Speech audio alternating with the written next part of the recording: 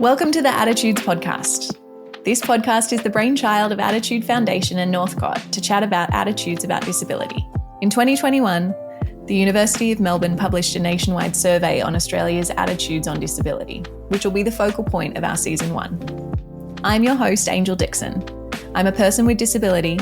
I dedicate my time to furthering the inclusion of people with disability. I'm a model and the former CEO of Attitude Foundation. In an effort to bring life to the numbers in the survey, each week I'll be joined by current and former board members and one friend of Attitude Foundation to discuss one of the survey's findings.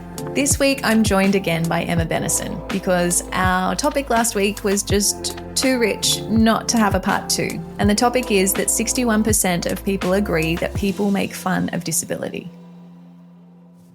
I think the very close ties between self-advocacy and standing up for yourself as a person with disability to abuse is something that needs to be spoken about more often. I think that whenever a person with disability stands up for themselves in a vulnerable moment, because a lot of the time when these kinds of instances happen, there is a power dynamic at play.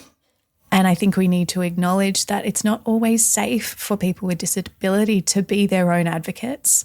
And a lot of the time those instances are swept under the rug for that reason. Yep. And you know, if there was one takeaway that I'd like people to get from this conversation, it's that as non-disabled people, the best thing you can do is to learn to be a good ally and to not always assume that a person with disability is going to be in a position to do that self-advocacy. I was just having a conversation actually about this with someone today about the fact that there's often an assumption that those of us who are advocates and like you and I, Angel, who've been doing this for a long time, that we've got it all sewn up and that we're always, you know, we've got it all sewn up, and the people that are newer to this really struggle, and we've got it all sewn up. I mean, I don't think that could be further from the truth. Yeah, no, it's the other way around. I think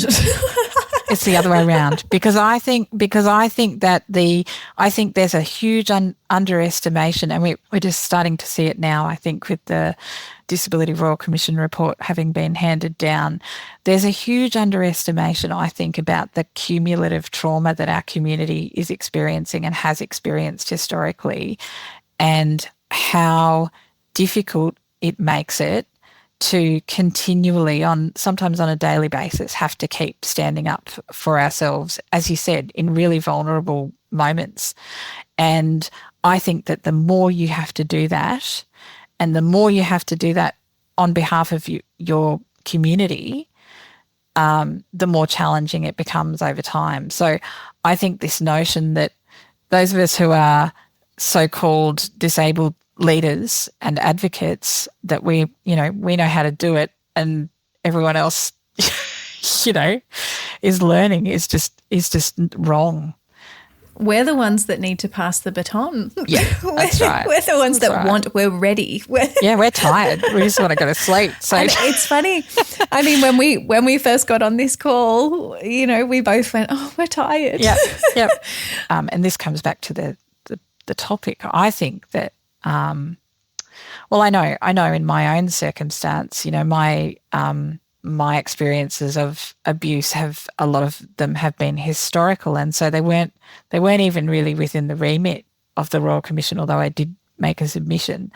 But the reason I raise that is because I don't think we've even scratched the surface, I'm sorry to say. And I think that there's still a whole lot of truth-telling that needs to happen.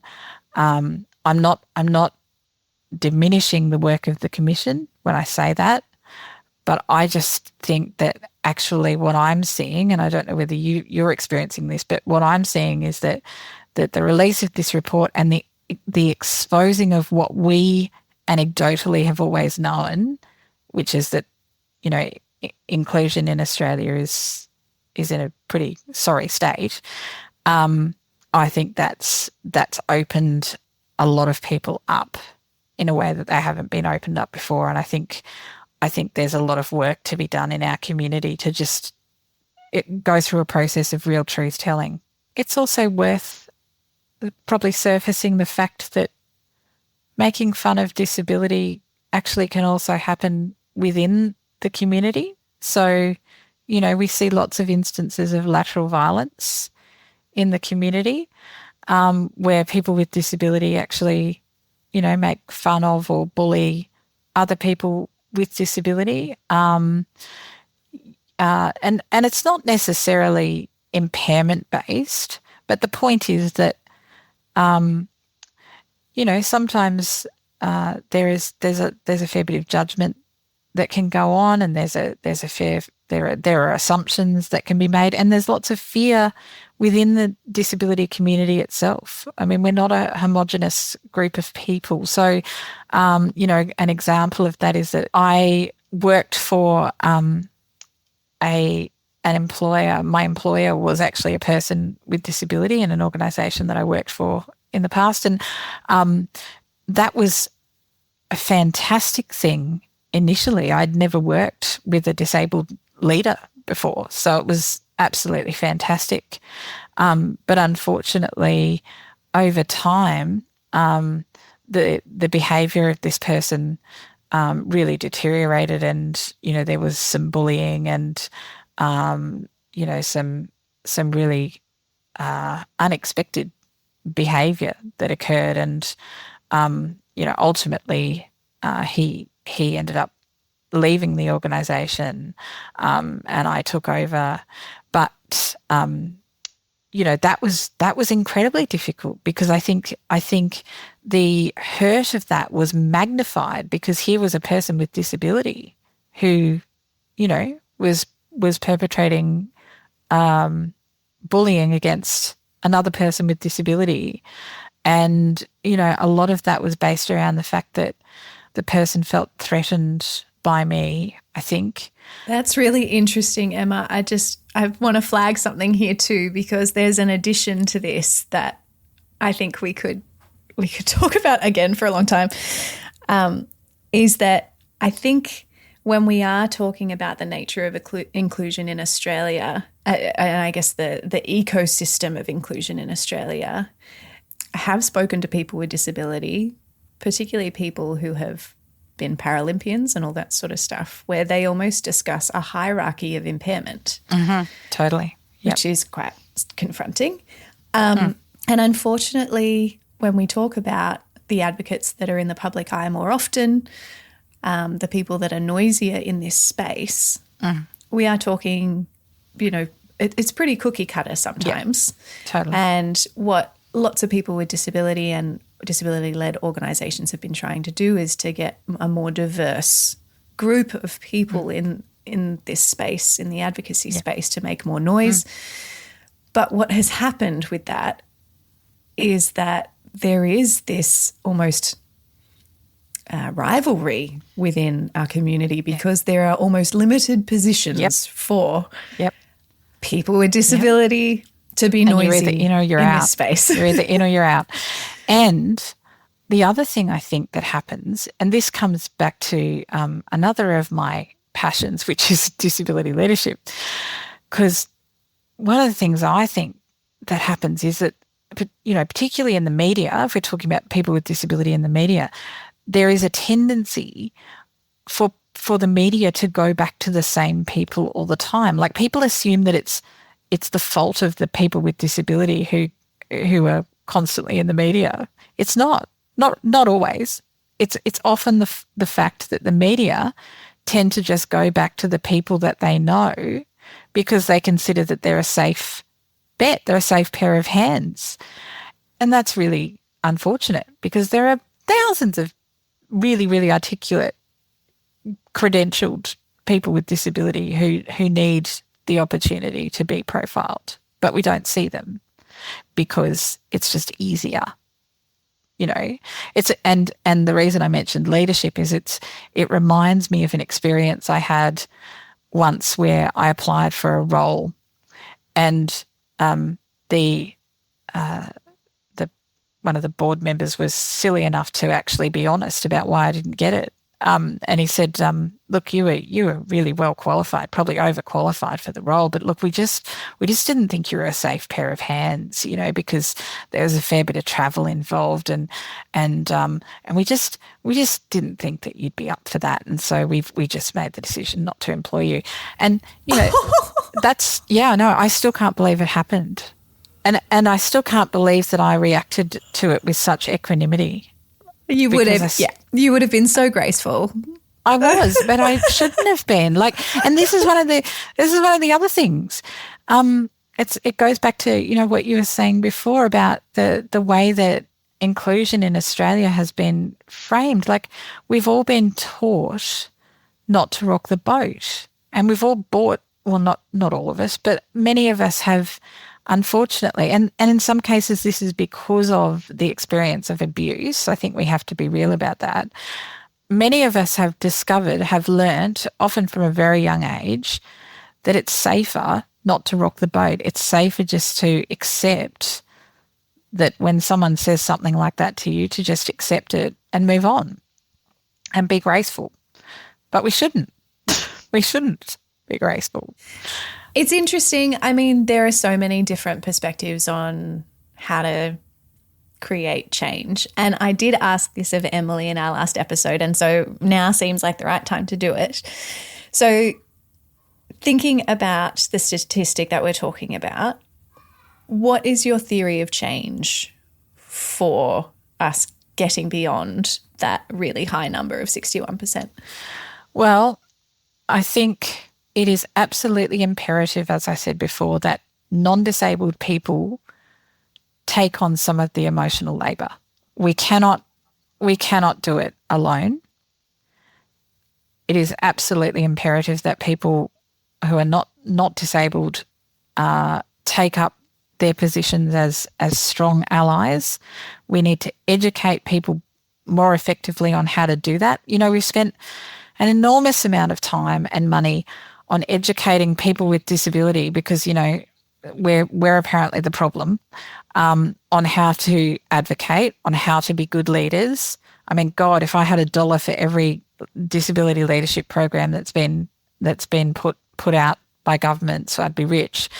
But how many leaders with disability have they actually spawned? But we really need to educate people. We need to educate our children from a young age on how to be good allies and how not to walk past that kind of behaviour. And we also really need for people with disability to come to an understanding that this is not your fault. This is not your fault. You are not deficient.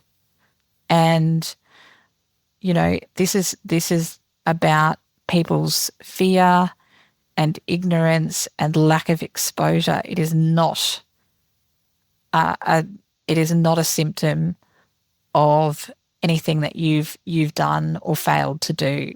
And I really have to say that because I have seen so much evidence that people with disability really often don't actually believe that. And that evidence shows up in people's confidence, people's self-esteem, people's mental health. There are so many ways in which that internalised ableism shows up in the world. And so I really think we have to keep reminding each other and ourselves that this is not a deficiency in us that's causing people to make fun of disability. It's a fear-based response. So you mentioned allyship and that we need to increase the understanding of what that is. Can you tell me a bit about what you think that would look like? Well, I think first of all we need to teach people about disability in a way that is not, as you said before, the simulated kind of, try out the wheelchair or put on a blindfold. Like we actually need to demonstrate to people. There are so many examples of people with disability who are making extraordinary contributions to society, be that, you know, in employment, as parents, you know, whatever it might be. But we really need to be educating people about those stories, which is, of course, what Attitude is doing through the work that we do. But we need to do that in a far wider sense than anybody has done up to now. And then I think we need to teach people the skills of, I mean, people with disability learn advocacy skills from a young age by necessity. We need to teach those same skills to non-disabled people so that when these sorts of things happen, they can actually stand up and say, no, that's not okay. We need to give them the tools to be able to do that, to say, no, that's not okay. You know, you shouldn't be making fun of that person or that disability or that impairment. So, yeah, I think it is about skilling people up. I think it's interesting. When I work with people without disability, particularly at the university, when we're doing research and things like that, and I see people at the start of most research is grant-based. So I see people at the start of a project and they're all very hopeful and they think, yeah, disability, I can get on board with supporting, you know, this kind of project. It's going to be great. And then I kind of check in with them halfway through and all of a sudden they've realised that disability isn't what they thought it was. It's actually, you know, pretty hard. Social barriers, and they're everywhere. And what do I do about it? I'm going to go and sit at home. I'm not working anymore. I'm not doing these projects ever again. And they fall in a heap. So and my job is to try and get them back up again. Out of the heap. You know, it's so interesting that though, isn't it? It's like I always say that, you know, it is confronting for non-disabled people to be confronted with the reality of the daily experience, life experience of people with disability. But the thing is, you know, they can go home and actually forget about it, right? If they choose to. They might have to, you know, have a gin and tonic or something, but, you know, they can go home and switch off from it. We don't get that opportunity. I think the one thing that I've discovered, yes, they can do that. And a lot of people do. They feel badly about it, yeah. But a lot of people can do that.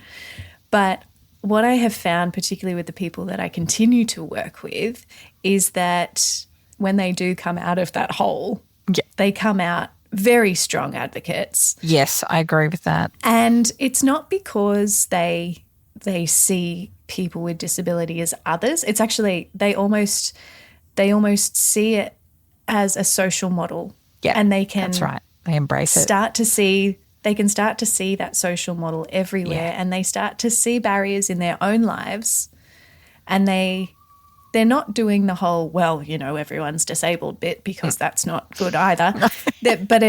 They're finding somewhere in between. Yeah. It seems like they find a balance between, yeah. well, you know, I also have barriers, so I can have some empathy for the experience of that. Yeah, that's right. And I think everyone, this is the thing too.